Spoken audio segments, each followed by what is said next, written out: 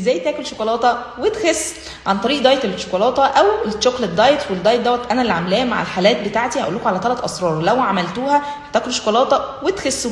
3 اسرار واهم سر هو الاخير.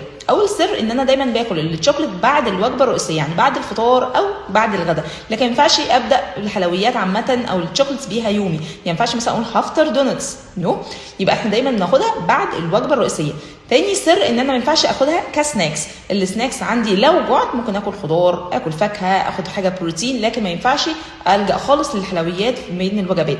ثالث سر ودوت المهم جدا ان انتوا يا جماعه الشوكليت او الحلويات عامه بتقل تدريجي. ما ينفعش اكون انا بحبها قوي وهي سر سعادتي وسر كل حاجه حلوه في حياتي، واجي مره واحده اقول هعمل رجيم وهوقفها تماما. هتقدروا يوم، هتقدروا 2، هتيجوا على الثالث والرابع هتاكلوا بزياده.